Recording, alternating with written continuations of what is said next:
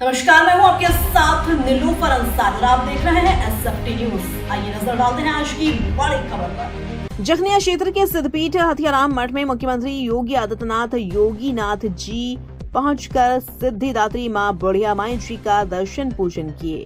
उन्होंने कहा कि यह सिद्धपीठ में मां का स्थान 900 वर्ष पुराना स्थापित है, जहां पर ऋषियों ने तपस्या कर मां को प्रकट किया है।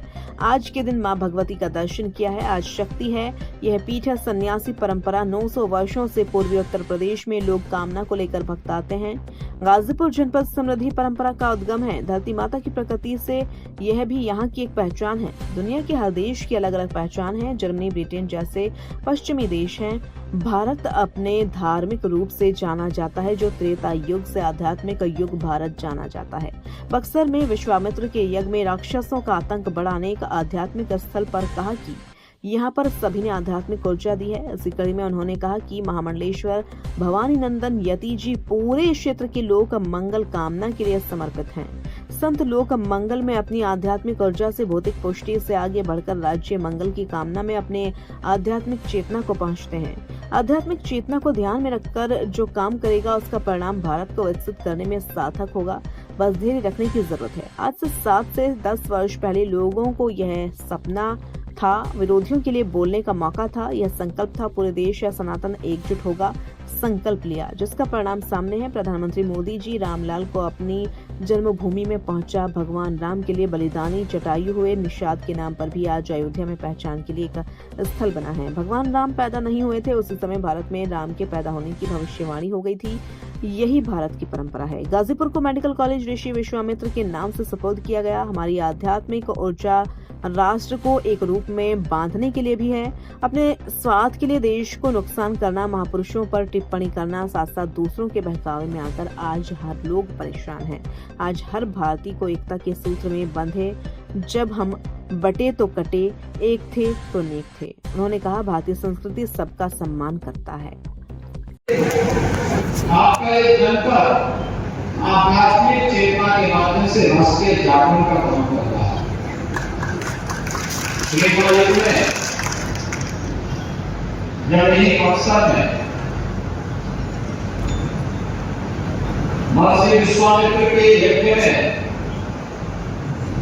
राक्षसों का आतंक बढ़ गया।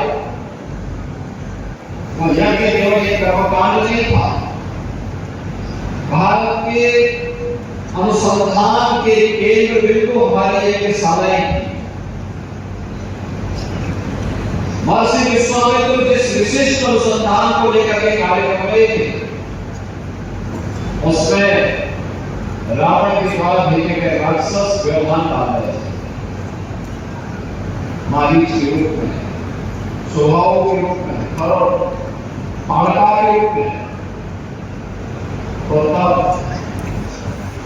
महर्षि विश्वामित्र के बारे में जो बात सामने आती है, और तुलसी दास जी ने बहुत अच्छे शब्दों में इसको लिखा है कि गाजी कल्याण चिंता करके और विभिन्न वर्णीय निश्चय यानी विश्वामित्र किसी स्वयं तो मार सकते हैं, लेकिन उनका संकल्प है कि अपनी ऊर्जा को वहां खर्च करने के बजाय अब स्वयं भगवान को सामने ला करके उनकी परीक्षा शुरू करें, क्योंकि आगे की बड़ी चुनौती है, बड़ी लड़ाई है, उससे कैसे निपटना है, इसके लिए उसका भी साक्षी बनना, उसको नेतृत्व देने वाली धरती की पहली बनी थी, तो आपका वर्तमान नहीं अनेक पूज्य संतों की आध्यात्मिक साधना का केंद्र हमारे जनपद रहा है।